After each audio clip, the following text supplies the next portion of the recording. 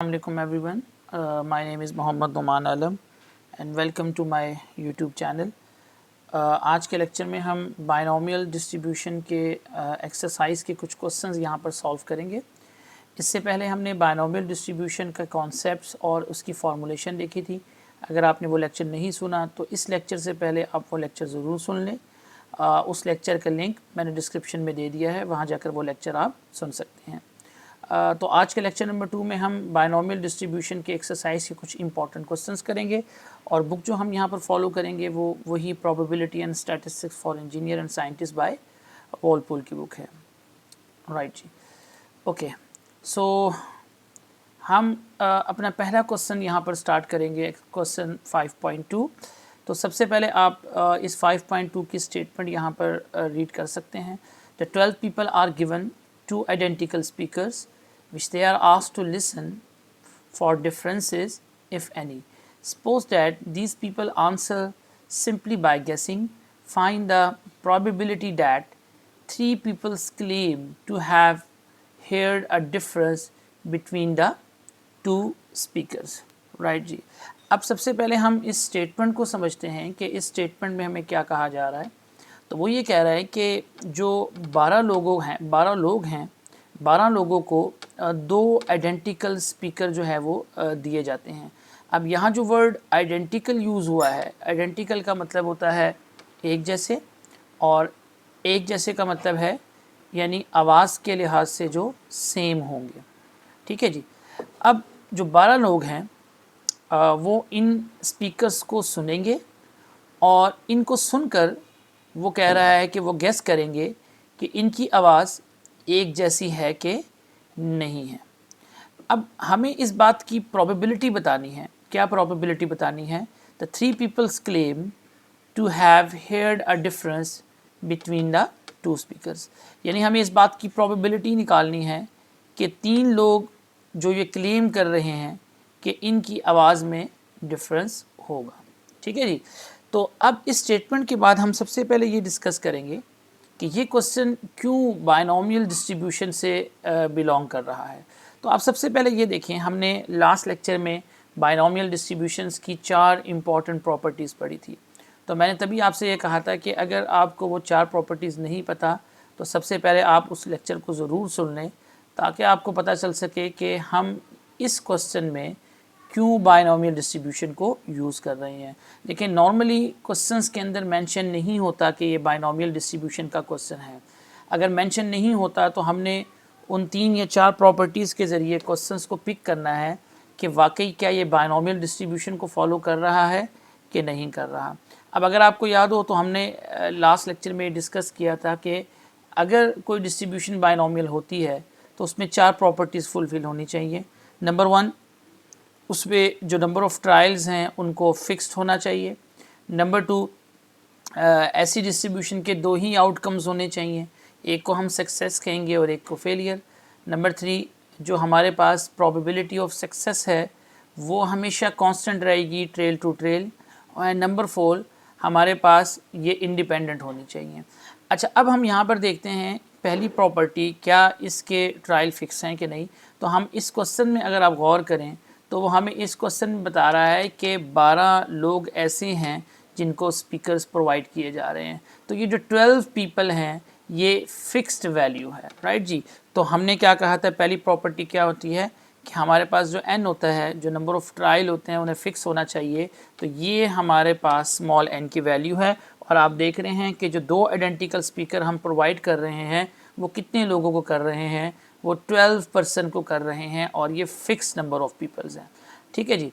Second property हम क्या देखते हैं कि इसके हमारे पास 2 आउटकम्स होने चाहिए, यानी हर ट्रायल के 2 आउटकम्स होने चाहिए. अब देखिए यहाँ पर 2 आउटकम्स कैसे हो सकते हैं. अगर आप स्टेटमेंट को गौर करें तो वो कह रहा है कि 2 आइडेंटिकल स्पीकर जो हैं वो 12 लोगों को प्रोवाइड किए जा रहे हैं. अब लाजमी बात है, अगर 12 पर्सन है तो हम ये कह सकते हैं लेट्स से कि हमारे पास ये पहला पर्सन है, ये दूसरा है, ये तीसरा है और इसी तरह हमारे पास टोटल 12 पर्सन्स हैं. अब जो अगर पहला पर्सन है, लाजमी बात है वो इन स्पीकर्स को सुनेगा और सुनने के बाद उसके पास 2 ही ऑप्शंस होंगे. वो क्या होंगे, या तो वो ये बताएगा कि इनकी आवाज़ में डिफरेंस है, या तो वो ये कहेगा कि इनकी आवाज़ में डिफरेंस नहीं है। यानी जो पहला पर्सन है उसके पास भी कितने ऑप्शंस होंगे जी, 2 ही ऑप्शंस होंगे। और वो कैसे ऑप्शंस होंगे, या तो वो क्लेम करेगा कि इनकी आवाज़ में कोई डिफरेंस है, या तो वो क्लेम नहीं करेगा कि इनकी आवाज़ में डिफरेंस नहीं है। ठीक है जी। इसी तरह सेकंड पर्सन के पास भी 2 ऑप्शंस हैं कि वो क्लेम कर सकता है और नहीं कर सकता। इसी तरह जो 12th पर्सन है उसके पास भी 2 ऑप्शंस होंगे कि वो क्लेम कर सकता है कि इनकी आवाज़ में डिफरेंस है या नहीं करेगा।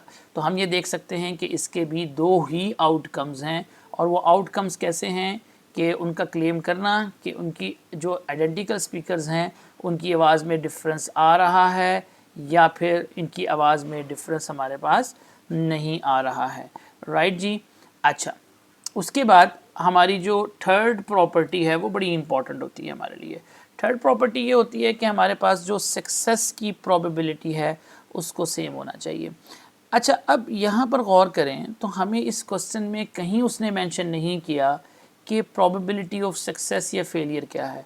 तो आपने थोड़ा सा एक बात जहन में रखनी है। अगर आपको याद हो तो मैंने आपको बताया था कि सक्सेस की जो प्रोबेबिलिटी होती है वो क्या होती है। वो हमारे क्वेश्चन में वो होता है जिसमें हम इंटरेस्ट अपना शो कर रहे होते हैं। और वो हम कैसे देख सकते हैं, अगर आप लास्ट स्टेटमेंट को रीड करें, find the probability that the 3 people claim, यानी 3 लोगों ने क्लेम क्या करना है, to have heard a difference between 2 speakers, कि वो क्या क्लेम करने जा रहे हैं। वो ये क्लेम करने जा रहे हैं ये जो दोनों के दोनों स्पीकर हैं ये एक जैसे नहीं हैं, इनकी आवाज़ में कोई ना कोई डिफरेंस है। अब ये जो उनका क्लेम है ना कि डिफरेंस बिटवीन 2 स्पीकर्स, तो ये हमारा इंटरेस्ट शो है, यानी ये हमारी प्रोबेबिलिटी ऑफ सक्सेस है। क्योंकि प्रोबेबिलिटी ऑफ सक्सेस वही होती है जिसमें हमारा इंटरेस्ट होता है। और हमारे क्वेश्चन में ये बता दिया गया है कि 3 लोग ऐसे हैं जो क्लेम कर रहे हैं कि इनकी आवाज़ में डिफरेंस होगा। तो ये जो डिफरेंस होना है ये हमारा क्या है, इसका सक्सेस है। अब प्रॉब्लम ये है कि इस सक्सेस के होने की प्रोबेबिलिटी क्या है। देखें, अब यहाँ पर क्वेश्चन में कहीं भी मेंशन नहीं है कि प्रोबेबिलिटी ऑफ सक्सेस क्या है। तो अब गौर करें, हमने ऊपर एक बात की थी कि हर पर्सन के पास 2 ही ऑप्शन है कि वो क्लेम करेगा कि इनकी आवाज़ में डिफरेंस है, या वो क्लेम नहीं करेगा। तो इसका मतलब है कि दोनों की दोनों इवेंट्स यानी इनमें डिफरेंस होना इनकी आवाज़ में और डिफरेंस ना होना ये इक्वली लाइकली इवेंट्स हैं, यानी दोनों हैपन हो सकते हैं। तो दोनों के आने के चांसेस 50-50% है। ठीक है जी। तो इसका मतलब ये है, अगर दोनों के आने के चांसेस 50% है तो इसका मतलब है दोनों की जो प्रोबेबिलिटी है वो 0.5 और 0.5 होगी। राइट जी। क्योंकि इसके आवाज़ में डिफरेंस होना भी 0.5 होगा और आवाज़ के डिफरेंस ना होना भी 0.5 होगा। तो इसका मतलब ये है जो हमारा सक्सेस है यानी प्रोबेबिलिटी ऑफ सक्सेस है वो हमारे पास 50% यानी 0.5 हो जाएगी। अब हमारी थर्ड प्रॉपर्टी ये कहती थी कि जो हमारा प्रोबेबिलिटी ऑफ सक्सेस होता है वो ट्रायल ट्रू ट्रायल कांस्टेंट होना चाहिए। तो देखें 12 पीपल है तो आपके जो हर पर्सन है, ठीक है जी। अब अगर मैं कहूँ कि पहला पर्सन है उसके पास 2 ऑप्शन है, या तो वो क्लेम करेगा कि इनकी आवाज़ सेम है या वो क्लेम नहीं करेगा। तो यहाँ पर अब लेट्स से अगर मैं सेकंड ऑप्शन को देखूँ तो वो कह रहा है वो क्लेम नहीं करेगा, वो कहेगा कि चलें जी इनकी आवाज़ में डिफरेंस है। हर पर्सन के पास प्रोबेबिलिटी ऑफ सक्सेस की यानी प्रोबेबिलिटी क्या रहेगी, सेम रहेगी, वो 0.5 ही होगी। और लास्ट वाली प्रॉपर्टी के इनको इंडिपेंडेंट होना चाहिए। इंडिपेंडेंट का मतलब ये है कि कोई भी जो इवेंट है वो दूसरे इवेंट पर डिपेंड नहीं करेगा, यानी the person of one response does not affect the person of another. Right जी। कि जो आपके पास 12 पर्सनस हैं, जो पहला पर्सन है उसका रिस्पॉन्स सेकंड वाले पर्सन पे अफेक्ट नहीं करेगा, तो डेट्स वाई ये इंडिपेंडेंट्स हैं। तो यही रीज़न है कि ये जो क्वेश्चन हमारे पास है ये किसको बिलोंग करेगा, this is the binomial distribution.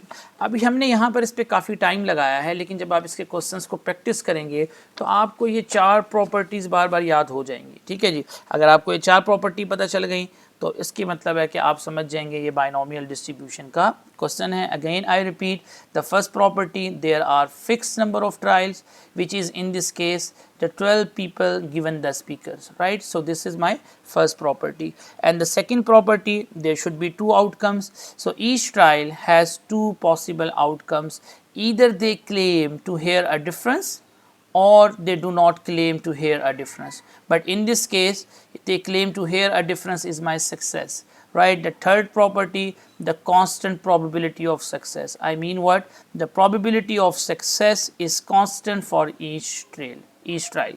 Since they are guessing, the probability of claiming to hear a difference is 0.5 for each person. And the last property हमारे पास हमने क्या कही थी कि जो response of one person doesn't affect the response of another person.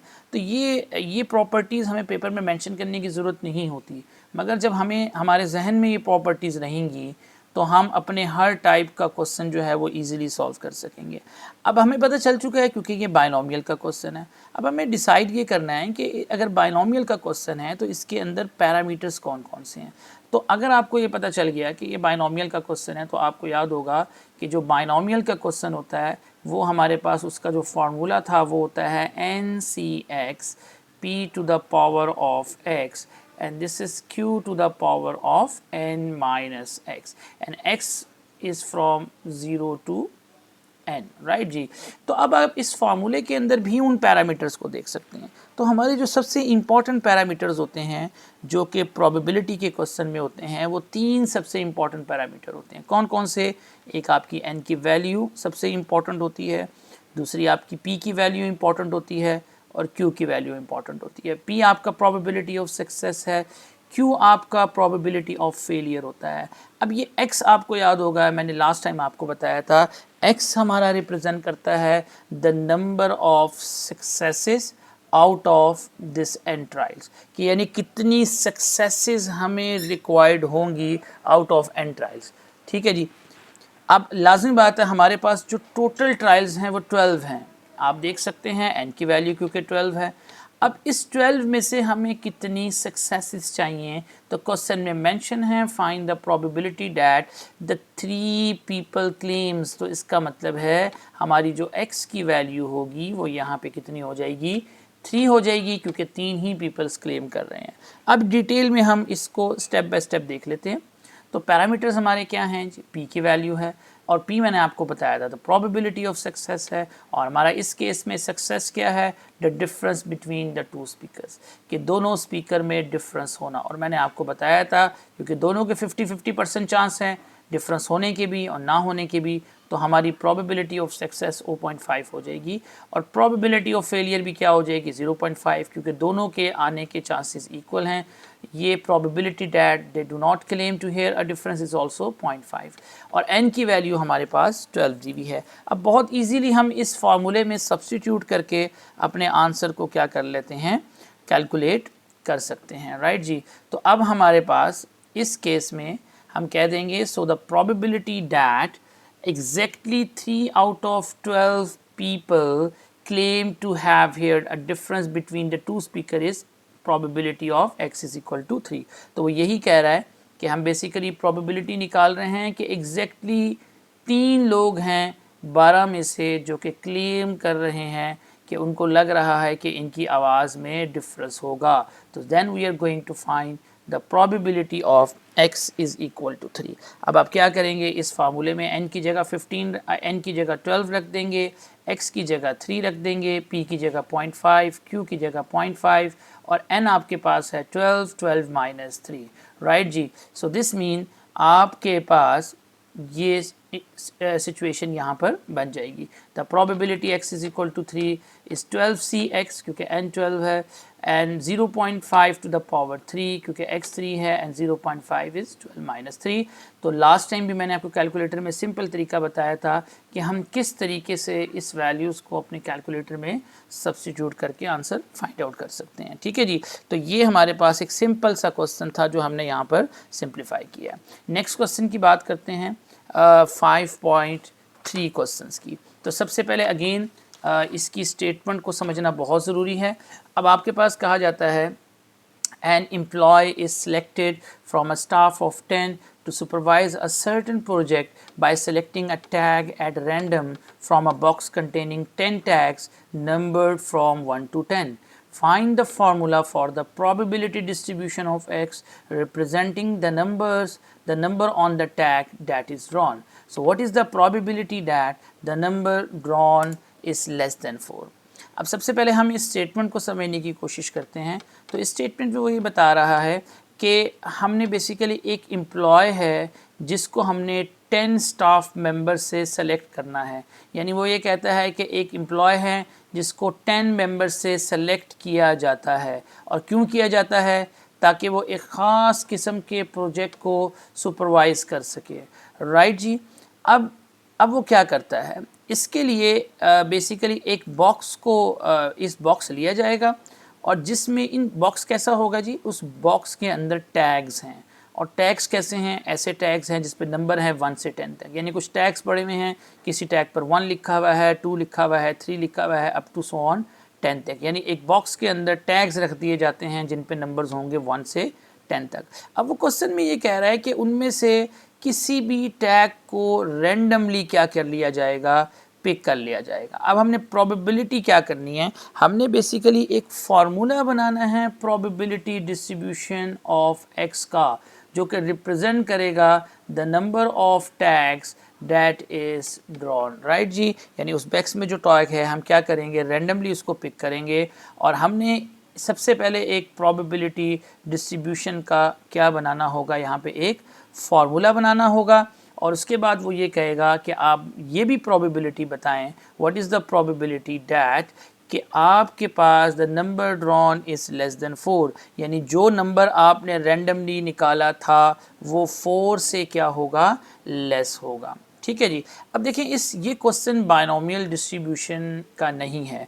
वैसे ये हो सकता है, लेकिन इस क्वेश्चन में ऑलरेडी बता दिया गया है कि आपने एक फार्मूला बनाना है प्रोबेबिलिटी डिस्ट्रीब्यूशन का।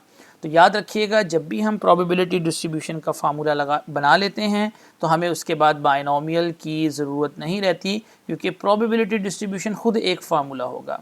ठीक है जी। अब यहाँ पर देखो एक बात जो बड़ी इंपॉर्टेंट है समझने वाली, कि 10 टैग्स हैं और रैंडमली किसी भी टैग को पिक करना है, क्योंकि टैग्स 10 है 1 से लेकर 10 तक। तो अगर मैं आपसे ये पूछूं कि हर एक टैग को सेलेक्ट करने के चांसेस कितने हो जाएंगे, 1/10। यानी मैं अगर कहूं कि टैग 1 है, उसको सेलेक्ट करने की प्रोबेबिलिटी भी कितनी हो जाएगी, 1/10 हो जाएगी।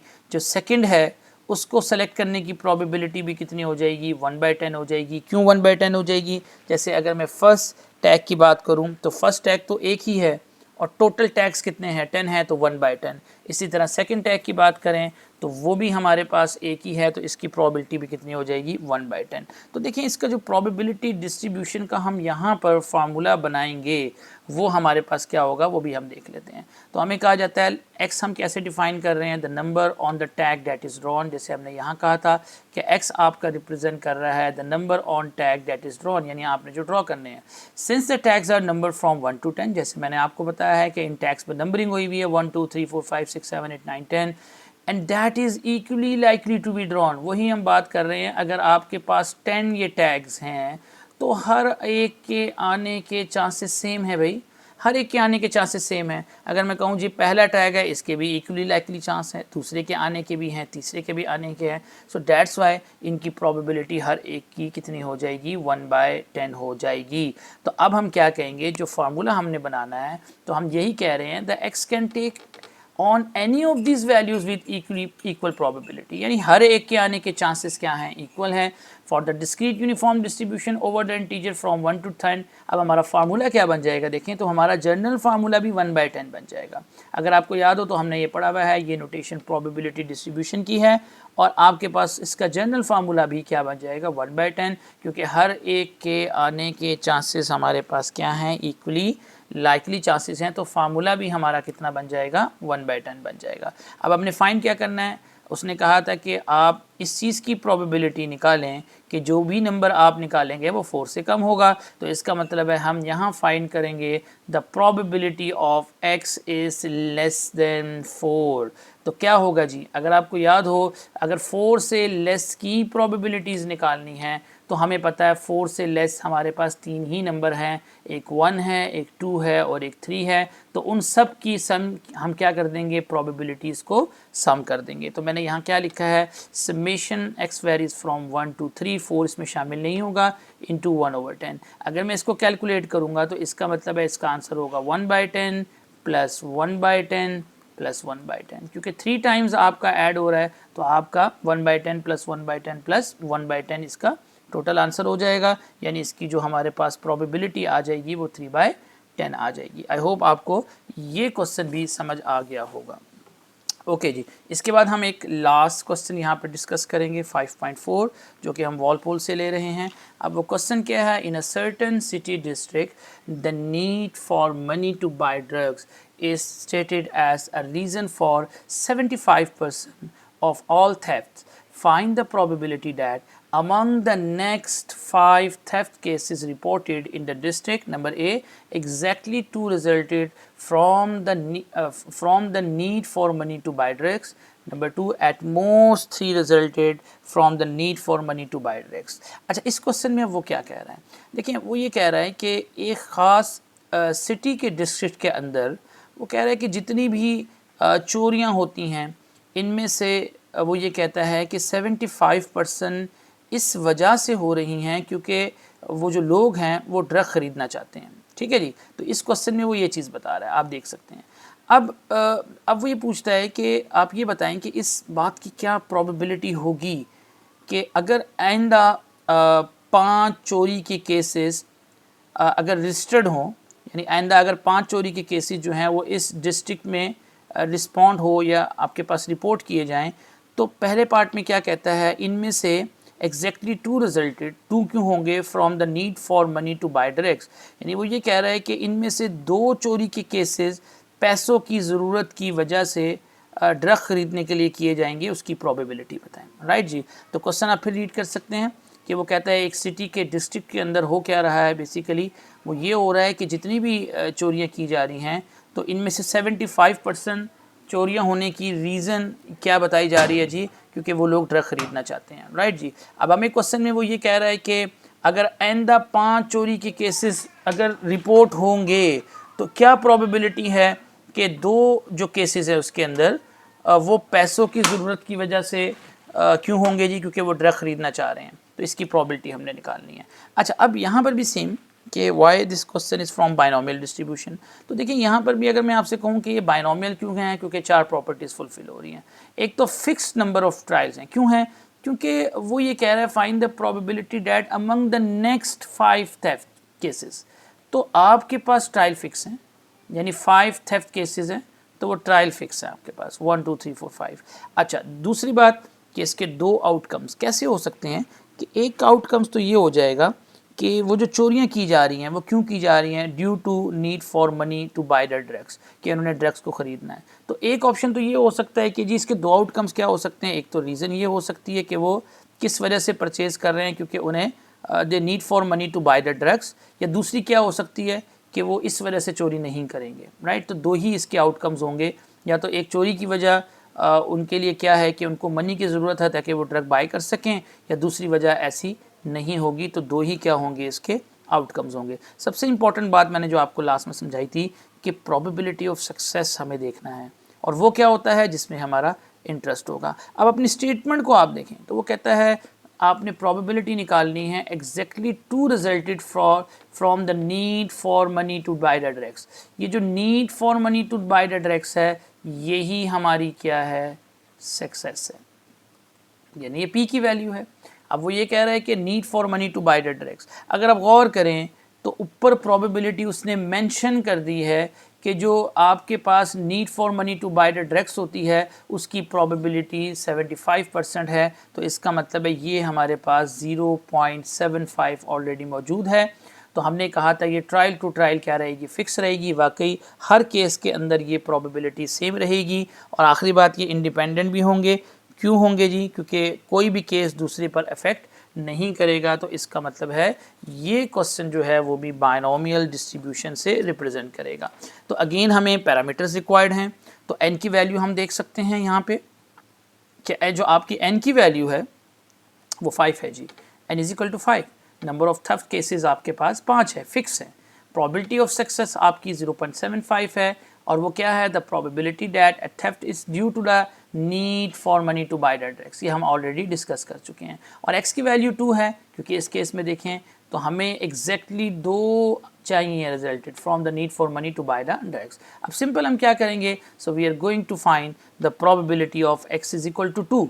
तो वही पिछले क्वेश्चंस की तरह हम क्या करेंगे? सिंपल अपने फार्मूले में जो NCX है, n आपका 5 है, CXX आपका 2 है, p to the power x और p आपका 0.5 to the power x, x2 है एंड q।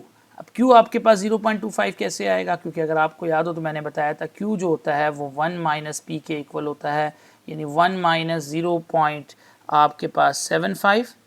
तो 1 में से आप 0.75 माइनस करेंगे, you get 0.25 to the power n minus X, और n आपका 5 है, 5 माइनस 2 करेंगे तो यू गेट 0.0879। और लास्ट पार्ट में वो कह रहा है कि at most 3 resulted from the need for money to buy the drugs. एक बात बहुत काबिल गौर है कि सेकंड पार्ट में ज़रूरी नहीं है कि प्रोबेबिलिटी ऑफ सक्सेस वही हो जो फर्स्ट पार्ट में है। आपको पूरा पार्ट पढ़ना होगा ताकि आपको समझ आए। सेकंड पार्ट पे वो कह रहा है at most 3 resulted from the need for money to buy the drugs. तो इसका मतलब है यहाँ पर तो प्रोबेबिलिटी ऑफ सक्सेस वही है जो पहले केस में थी, यानी 0.75। अगर आपको याद हो तो लास्ट लेक्चर में मैंने बताया था कि एट मोस्ट को हम मैथमेटिकल कैसे लिखते हैं? हम लिखते हैं the probability of capital X is at most. का मतलब क्या होता है? एट मोस्ट का मतलब होता है कि ज़्यादा से ज़्यादा इतने होंगे। तो उसके लिए मैंने आपको लास्ट में बताया था हम सिंबल यूज़ करते हैं less than N equal to, किसके लिए हो रहा है जी? 3 के लिए हो रहा है। तो इसमें कितनी प्रोबेबिलिटीज़ आ जाएंगी? 0 की आ जाएगी, 1 की आ जाएगी, 2 की आ जाएगी, 3 की हो जाएगी। और इसके लिए हम कैलकुलेटर की हेल्प से डायरेक्टली फाइंड आउट कर सकते हैं, राइट जी। तो एट मोस्ट के लिए we are going to find the probability of x is less than equal to 3। और आपको याद होगा लास्ट लेक्चर में मैंने बहुत डिटेल से बताया था कि लेस देन इक्वल टू 3 है तो इसका मतलब है 0 की प्रोबेबिलिटी, 1 की, 2 की एंड 3 की। हम 1 बाय 1 कैलकुलेट कर सकते हैं लेकिन वो बहुत टाइम लेगा, तो हमने समेशन यूज़ की है। x वेरीज फ्रॉम 0 टू 3 और सेम वैल्यू है। एक दफ़ा फिर से मैं आपको कैलकुलेटर की वर्किंग यहाँ पर दिखा देता हूँ कि हमने कैसे करना है। तो देखें, आप सबसे पहले आपने क्या करना है? समेशन यूज़ करना है। सो आप शिफ्ट और लॉग के साथ आएंगे और समेशन की जो वेरिएशन है वो आपके पास 0 से 3 तक होगी, ठीक है जी। अब आप क्या करेंगे? यहाँ पर आप बेटर यही है कि आप 3 ब्रैकेट्स को यूज़ कर लें, आपकी कैलकुलेशन आसान हो जाएगी। तो देखिए मैं 3 brackets, first bracket multiply by, second bracket multiply by, third bracket. अब मैं क्या करूँगा? इन ब्रैकेट्स को 1 बाय 1 फिल करूँगा। तो पहली ब्रैकेट में 5cx रिक्वायर्ड है तो आप लिखेंगे 5, शिफ्ट के साथ डिवाइड प्रेस करेंगे तो कॉम्बिनेशन आ जाएगा। अब x को x ही रहने देना है, आपने वैल्यू पुट नहीं करनी। और x किस तरह आता है? अल्फ़ा, और ये स्मॉल ब्रैकेट प्रेस करेंगे तो आपके पास आपको अल्फ़ा नज़र आ जाएगा। सिमिलरली सेकंड ब्रैकेट पे जाएंगे तो आपके पास 0.75 है, 0.75 रेज टू द पावर ये है, और फिर से x है तो आप अल्फ़ा करेंगे, x पुट करेंगे, और लास्ट में आपके पास है 0.25 एंड थोड़ा सा इसको बाहर ले जाके इसकी पावर लेंगे, और पावर क्या होगी? 5 माइनस अल्फ़ा इंटू एक्स। तो थोड़ा सा कैलकुलेटर यहाँ पे टाइम भी ले सकता है। तो देखिए हमारा आंसर 47/128 या फिर 0.3672 है।